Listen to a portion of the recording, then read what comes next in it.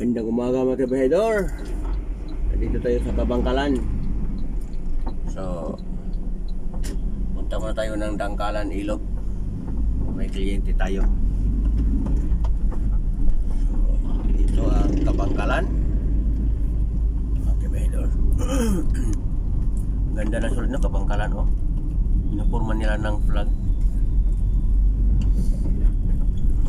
So, punta na tayo ng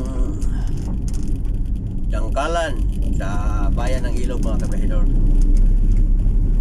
O, probinsya pa rin yan ng Negros Occidental. So, ito ang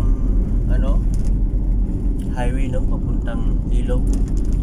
So, dito tayo banda sa sa terminal ang series dito sa Ilog, dito sa Kabangkalan.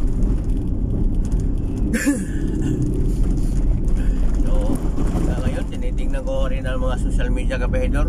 So talagang dami talagang nadismaya sa ginawa ni Secretary Rap Ricto sa pangbabastos niya doon kay Bongo. Kaso ang bukod dyan sa pagbastos niya, marami ding nagagalit sa kanya dahil sa additional buwis na naman, So pati si Ted Pailon talagang sinasabi na talaga, saan kayo nanghiram ng kapal ng mukha. Sa malaking issue. So ngayon naman,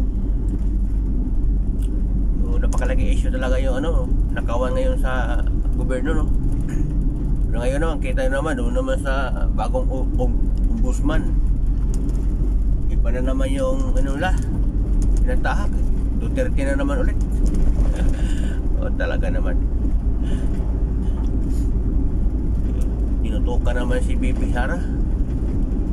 Yan naman ang imbestigahan din nila. Pagbihira naman. Unahin nyo muna yung malaking halaga ng bilyon-bilyon ang nawala sa kaban ng bayan. Saka na kayo dyan muna sa pagbihira naman yung ganyan talagang talagang nagwala talaga yung iba kasi natakot na sila pagdating ng 2028. Kaya gagawin nila ang lahat-lahat para hindi makatakbo si BP Sara.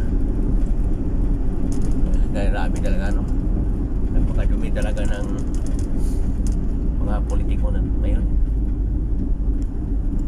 Ay nako,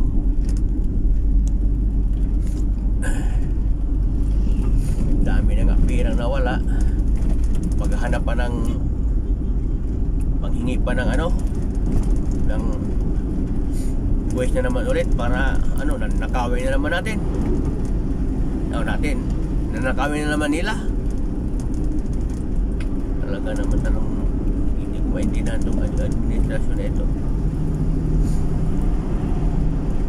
Napuno na sa utang, tapos mga taong bayan napupuno na rin ng mga buwis-buwis, tapos ang mga nakaupo tiba-tiba naman pangnanakaw ng pera.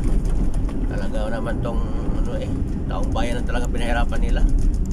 Iyon ko pa ano na nangyari sa Pilipinas.